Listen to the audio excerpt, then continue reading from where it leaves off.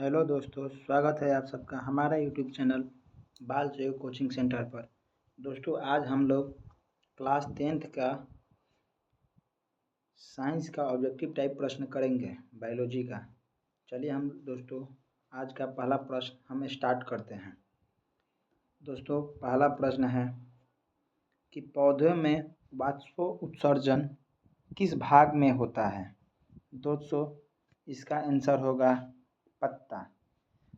इसका आंसर होगा पत्ता। चलिए हम लोग अगला प्रश्न देखते हैं। दोस्तों, अगला प्रश्न है, मानव रक्त में उपस्थित यूरिया की सामान्य मात्रा कितनी होती है। दोस्तों, इसका सही आंसर होगा दोस्तों 20 mg। चलिए हम लोग अगला प्रश्न देखते हैं। अगला प्रश्न है,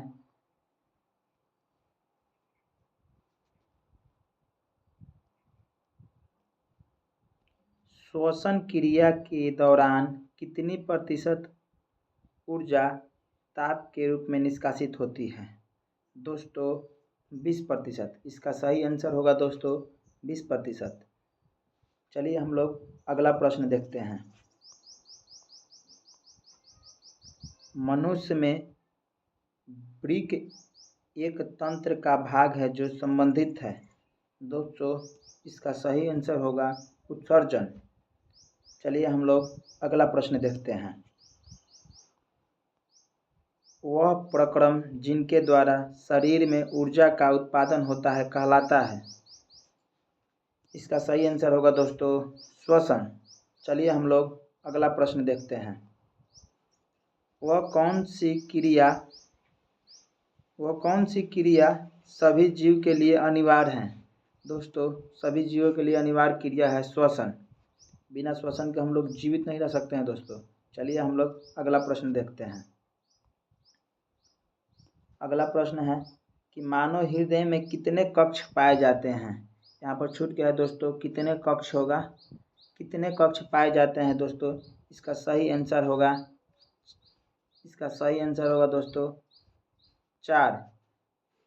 मानव हृदय में 4 कक्ष पाए जाते हैं। चलिए हम लोग अगला प्रश्न देखते हैं। प्रकाश संश्लेषण द्वारा किसकी प्राप्ति होती है। दोस्तों, इसका सही आंसर होगा ग्लूकोज।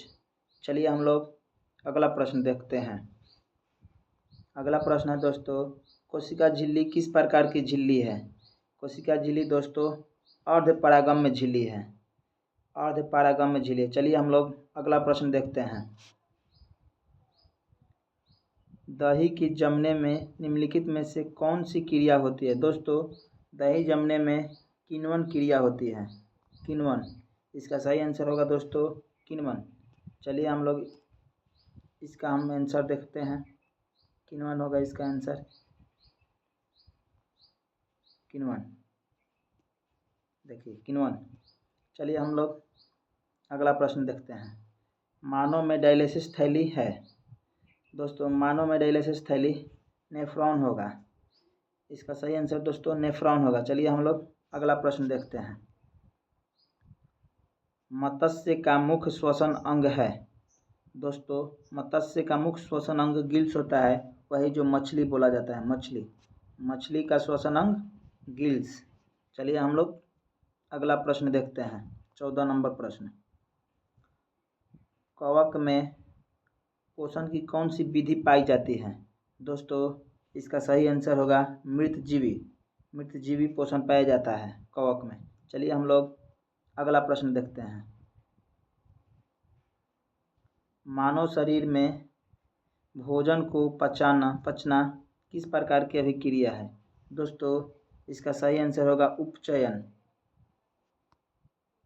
इसका सही आंसर होगा उपचयन। इसका सही आंसर होगा दोस्तों उपचयन।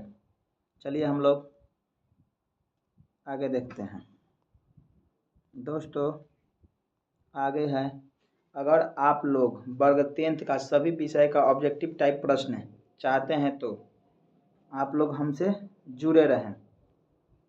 ऐसे ही हमारे YouTube चैनल से जुड़े रहें और हमारे चैनल को सब्सक्राइब कर ले दोस्तों। चलिए हम लोग जय हिंद दोस्तों। चलिए आज का प्रश्न समाप्त हुआ। Bal Sahyog coaching centre, Bhojpur Bihar, by Vipul sir. आप सभी को क्लास 10th 2025 का सभी टाइप का प्रश्न हमारे यूट्यूब चैनल पर कराया जाएगा। अगर आप लोग 2025 में अच्छे अंक प्राप्त करना चाहते हैं तो हमारे यूट्यूब चैनल को सब्सक्राइब कर लीजिए। चलिए धन्यवाद आप सभी को।